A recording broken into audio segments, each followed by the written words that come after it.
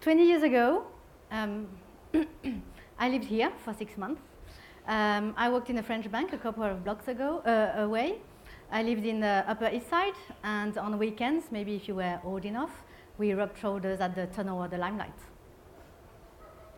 Since then, I worked across 3 continents and 8 companies, including American firms like Accenture, eBay, Johnson & Johnson, or PayPal. And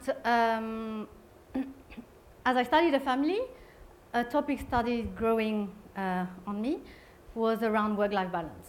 How do you get that thing right? 10 years ago, on this very day, I gave birth to my first child. So that means today he's 10 years old and I'm not with him. Sorry. And so I was thinking maybe to do something special because he was not happy about my trip. We could all sing happy birthday for him for 20 seconds and I'll take a video.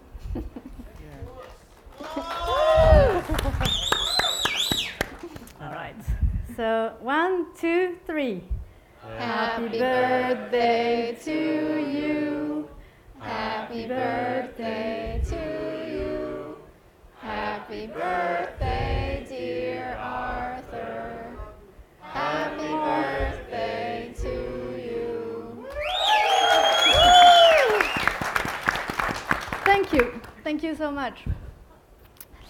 So what you don't know, though, is that the rest of the year, I spend an awful lot of time with my kids. So I take them to school, do homeworks, we even play board games on weekdays. And you know how a game of Monopoly lasts, especially when you're not winning. So yeah, I even cook for them. And I also spend some time helping my entrepreneur friends, coaching them, and also with the Extension Developer Network, who is having a talk right now on the technical track. So in the end, I only have 6 hours to spend per day for my company one-step checkout. So am I a bad vendor? Am I a bad employee? Am I a bad mom because I'm here on my son's birthday? So there's no really right and wrong in the work-life balance. And I guess what's wrong is to judge people because we never see the whole picture. What's right, though, is that I'm going to share with you some examples of companies who made headlines last summer around how they created flexibility for their employees and how it worked out for them. And then we'll have the panel of Magento in the Magento ecosystem who will make it very relevant for us and who will share what flexibility means for them and have practical tips to take away for you. So I'm going to take you to a land far, far away, to New Zealand, where company Perpetual Guardian did something totally crazy. Their challenge is that they saw that half of their employees were not very happy. So what did they do? They said, okay, let's try and get them to work 4 days a week, but pay them 5. What was very smart is that they put all the measurement in place, so they can know what's working, what's not, and share hard facts with everyone. So what are the facts? So for employees, it was very beneficial on all levels with less stress and more engagement, more happiness. But also for employers, it was very good on many levels, and most importantly, productivity. So as a result, even the Minister of Labour Affairs in New Zealand said, oh wow, all small businesses should follow that same model. So what was the secret to that? Did they make employees work more hours in those 4 weeks? Not at all, that's not the purpose. So what they did was to engage and use their staff's creativity to come up with some solutions to do the job in less hours. And some of the solutions came with around automation and also around self-discipline, for example, with social media or meetings. But then how can we scale that up, let's say, to a company which is 1,000 times bigger? So here's PwC, one of what we call the Big Four, with over 200,000 employees. What was their challenge? the rate at which employees were leaving the company was higher than never before. And when they tried to recruit on campuses, no one wanted to talk to them. So what did they do? They did what they do best, studies. So they surveyed 44,000 employees. They ran 300 interviews, 30 focus groups, and they did that in collaboration with the London Business School and University of South Carolina. And what did they find? That the whole model is broken. So I know that quite well because after I graduated from business school, I studied as a strategy consultant at Accenture. And I was dangled the carrot to become a partner within 10 years, flying business class and advising all the powerful business people in this world and earning millions. But at what price? After less than 3 years, I was drained, exhausted, I quit. I moved with my husband, who relocated to Australia, to actually have a life. So in that study, we find that 2/3 of employees surveyed feel the same, not just millennials. And what do they really, really, really want? Almost half of them prioritize flexibility and work-life balance, even over career or money. So what can a giant like PwC do? So in 2012, they created that flexibility plan where they allow people to work compressed week and work from anywhere. And with 90% adoption, you can tell there was a real need. But that was not enough. So earlier, and that made headlines a few months ago, they allowed employees to work whenever they wanted. Could be 1 day a week, 2 months a year, and within 2 weeks, they already had 1% of their staff signing up. So for the last case study, let's go macro to a country level, and I'll take you to Norway. That's where I've been living for 3 years as I followed my husband again. And Norway, if you haven't been, it's a small country with 5 million inhabitants, and according to a survey that the press love, it's been the happiest country on earth, or among the top ones.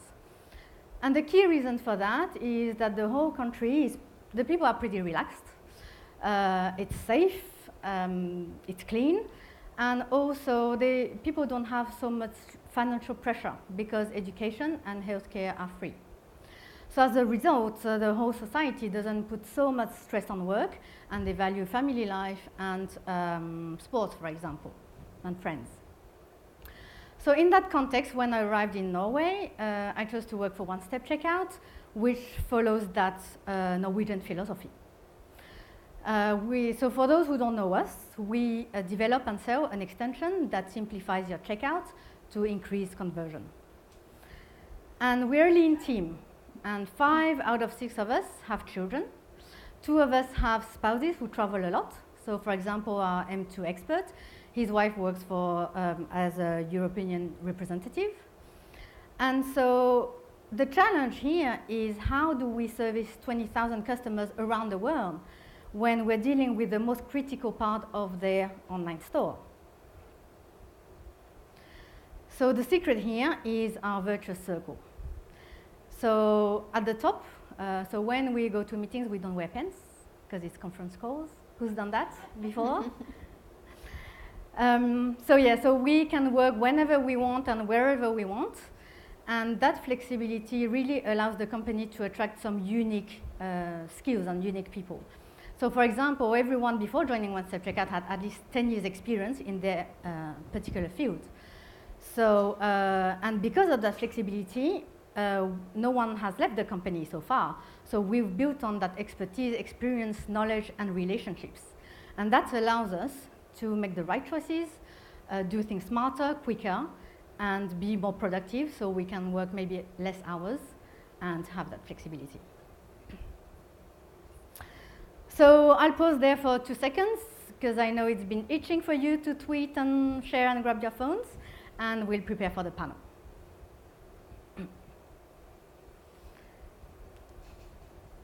So here's the international panel with Carmen Bremen, flying from Germany. She's a freelancer for NeoShop with 20 clients. And we have Gentian and Beth Shiro, who are based in New York. That's why it was important to have them on the panel to make it very relevant today. And they run a Magento agency with 40 clients and 21 staff. So let's start with you, Carmen. What does flexibility mean, and how did it shape your career? Flexibility is very important to me. I decided to work as a freelancer when I was pregnant. So everyone told me, wow, are you crazy? You cannot quit your job when you're expecting a baby. But it was more important for me to have the flexibilities to spend time with her and saw her grown up than the security aspect. And in Germany, it's very hard to work with a child or when you have children because the childcare is a disaster. So if you want to work until 5 p.m., the childcare ends at 4 p.m. and you have a problem, or you have to spend a lot of money and more flexibility. For that reason, I decided to quit my job and work as a freelancer, and from today's point of view, it was the best decision I could ever make. Thank you. So how about you, Thien? What does flexibility mean for Shiro, for your employees, and for you as a business owner? So for us as a company, a year and a half ago, we decided that most of our team to go remote, and we are most of us remote. And to begin with, that makes it flexible for people to enjoy working from their backyard, from their bedroom, from their bed, from their vacation place, wherever they have gone. So we are super flexible in that sense. And then we allow people to make their own schedule to work. If they are a morning or night person, they can work at night. And in return, that makes our staff, our team, it makes them happier, it makes them more productive, and they do what they want because they enjoy it. In the long term, for us, is also beneficial because we have employees that are productive again, and that reflects in our work and reflects also for our clients at what they do. So retention of quality staff, for sure. Yeah. And so Beth, we also invited you too because you own a family business, and we know a lot of merchants, agencies, and vendors are in the same situation. So can you share with us a bit what work-life balance look like, and where does work stop and life start? Absolutely. Ironically, we started our business because we didn't have any balance as well. I was pregnant and we never saw each other. So we decided to create Shiro Commerce. And the power that came out of that is really a true passion and love for what we do. And it's not just a job, it's really our heart and soul is in it for our team, for our customers. It's really just providing a great service and loving what we do every day, which has extremes and can be really challenging with a family, working together, living together, and with children.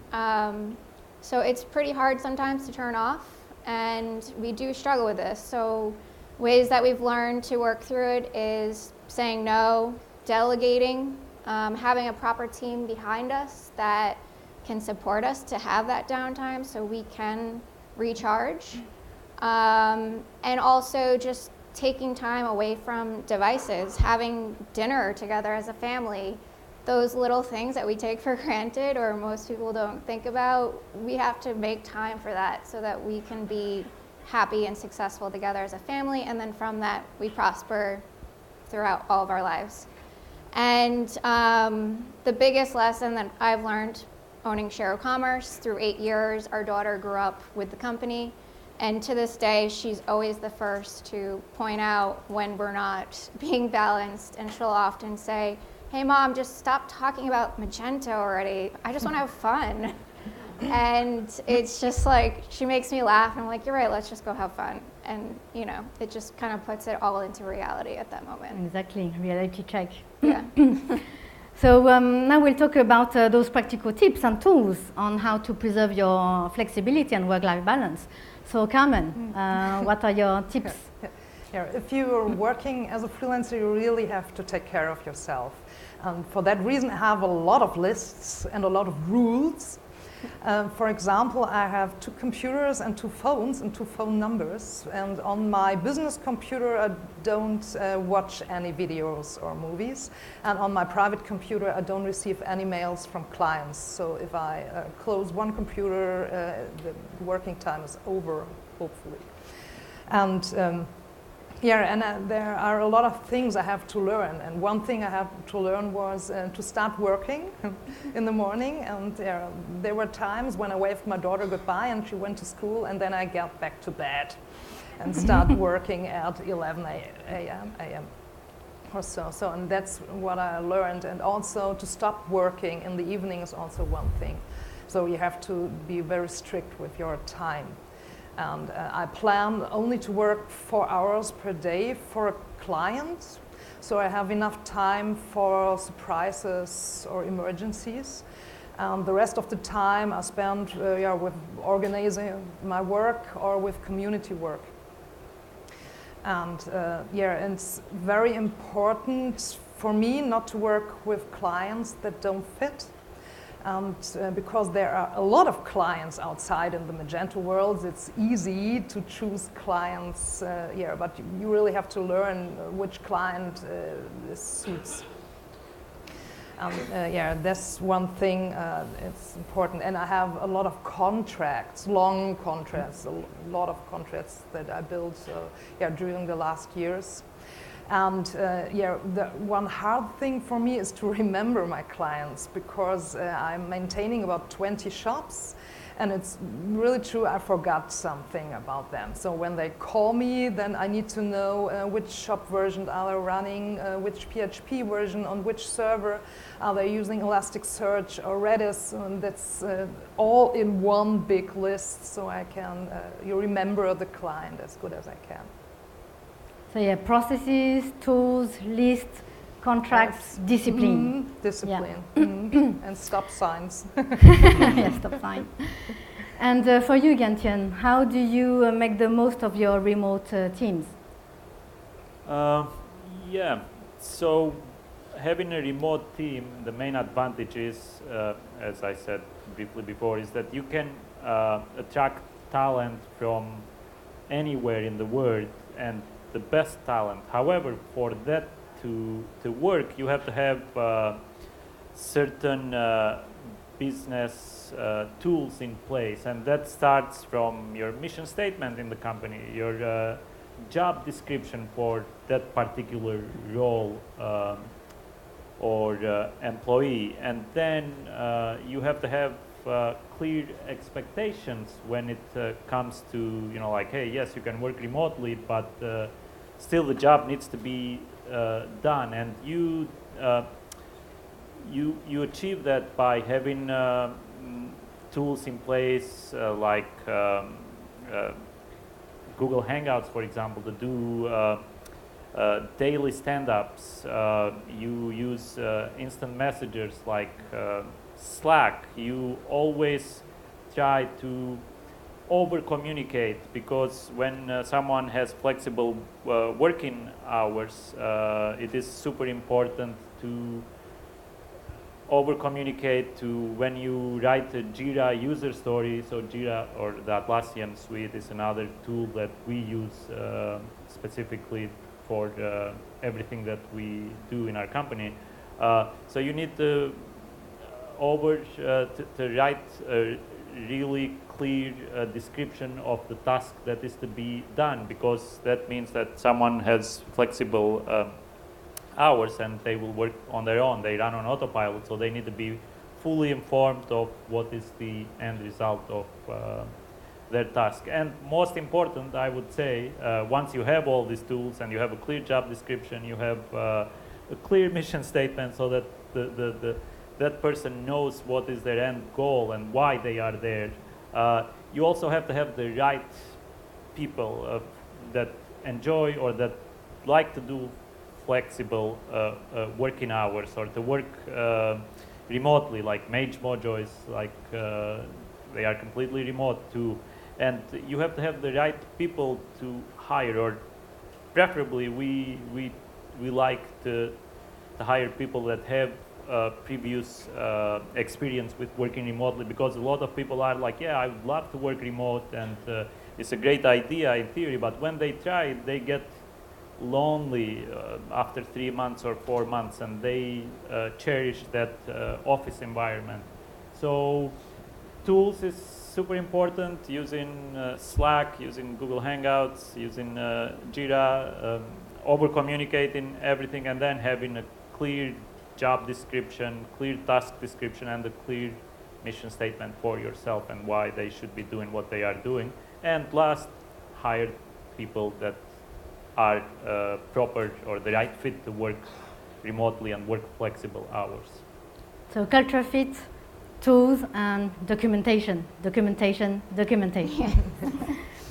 So we are running out of time here. So on our blog, I'll publish some more resources. So either the references of the case studies, but also something I haven't had time to touch on, which is a brilliant initiative from the Magento community to talk about mental health. So mh.com is a brilliant website that you should check.